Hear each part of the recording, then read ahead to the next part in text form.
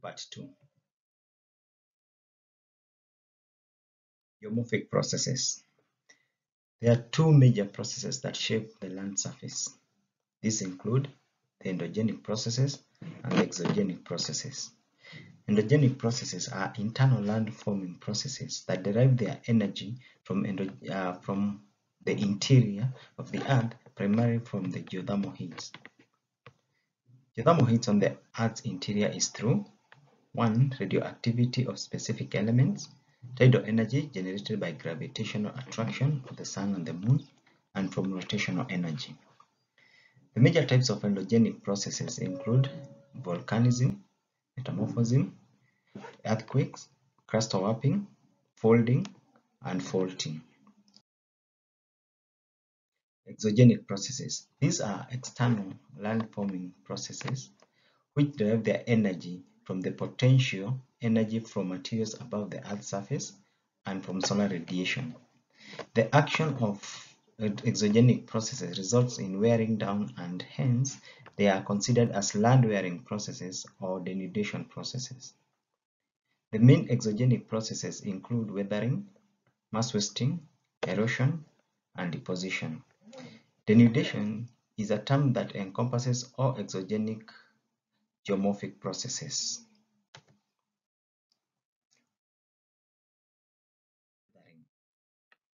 Weathering is an adjustment of chemical, mineralogical, and physical properties of rock in response to environmental conditions prevailing at the Earth's surface at a given time.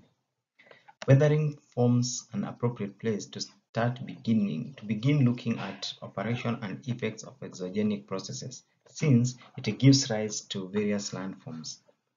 Weathering can be divided into two categories. Chemical weathering. These are the processes that involve chemical reaction, and physical and mechanical weathering is the processes that involve the physical breakdown of original rock. The processes involved in biological weathering can be explained either through the chemical or physical actions on the rock materials. Physical weathering. Materials produced consist majorly of rock materials that are identical to the parent rocks. The process of physical weathering are mainly brought about by temperature change, crystallization, and action of plant roots, which acts purely on mechanical sense.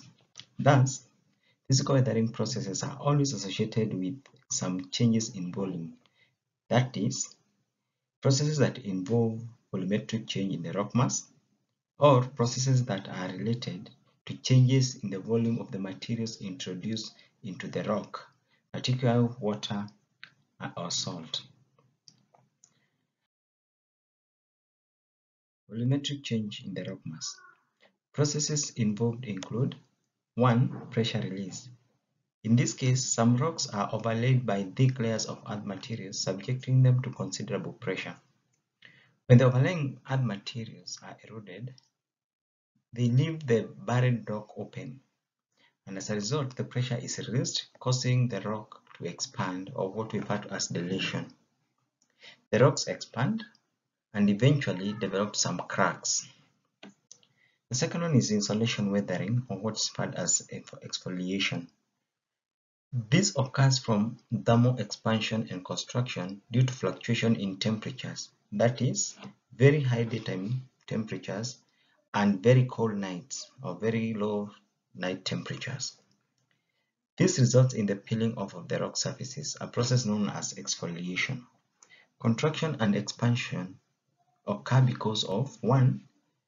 Rock is a poor conductor of heat, and therefore when the rock is heated, the rock surface will be warmed while the interior surface is cooler, and this leads to thermal gradient leading to exfoliation.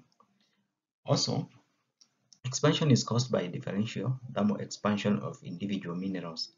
This leads to shattering of rocks into either grain by grain, what we refer to as granular disintegration, or blocks, which is referred as block disintegration. Volumetric change of materials introduced into rock fissures and voids. Two processes are involved. A. The effect of crystal growth and expansion of salt, that is salt weathering or holoclastic, or ice, that's frost weathering. In frost weathering, stresses in the rock voids are induced by freezing water. Upon freezing, the volumetric change of water from liquid to solid is 9%. Thus, during crystal growth, the pressure is created within the rock void, leading to rock fragmentation. In salt weathering or holoclasting, the stress in the rock voids are induced by growth of salt crystals. The crystallization of salt exhibit a volumetric change of between 1 to 5%. During the crystal growth again, the pressure is created within the rock void, leading to the rock fragmentation. The stress B is the stress induced by biological activities, that's the flora and fauna. One is bioturbation, and this is the mixing of soil by some animals as they ingest and excrete huge volumes of soil. The resulting mixing of soil may reach some thickness of about 5 millimeters. When introduced into the rock voids, this can lead to fragmentation of the rock. The second one is the growth of tree roots. Plant roots can penetrate into the fracture of the rock in the rocks and enlarge them, leading to fragmentation of the rock. Affecting weathering. There are several factors that affect weathering.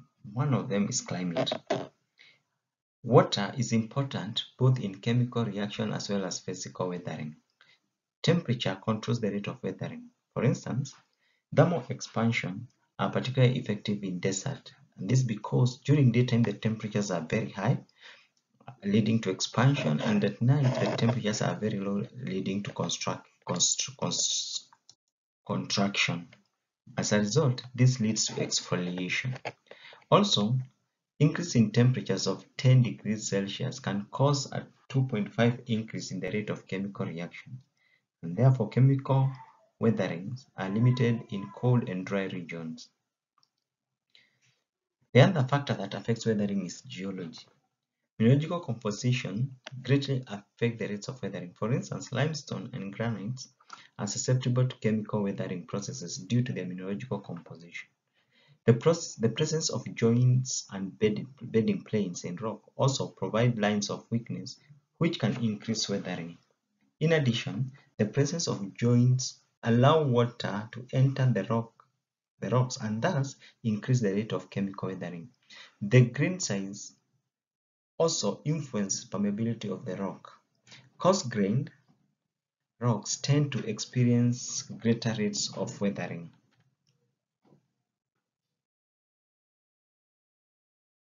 Another factor that influences weathering is relief. Higher and steeper relief encourages weathering and speed up the rate. In such areas, weathered materials are easily removed, exposing new land surface for further weathering. In lowland areas, the rate of weathering is relatively slower. The thick layer of soils and withered materials deposited prevents the underlying rocks from weathering. On the other hand, accumulation of water in lowlands may provide adequate water for chemical processes to take place. In higher land, rainfall tends to be higher and the temperatures tend to be lower. This may lead to increases of frost weathering since the high amount of water and low temperatures may lead to frost and thaw processes. Temperature variations with respect to the aspect impact on the rates of weathering. For instance, in the northern hemisphere, the rates of freeze-thaw cycle are greater in the north-facing slopes due to lack of direct sunlight. Another factor that influences weathering is soil or vegetation cover. Vegetation cover increases weathering through the growth of plant roots into joint and along bedding planes. Increase in the rate of chemical weathering through increased levels of carbon dioxide, which forms with carbonic acid, leading to carbonation as a method of chemical weathering, as a process of chemical weathering.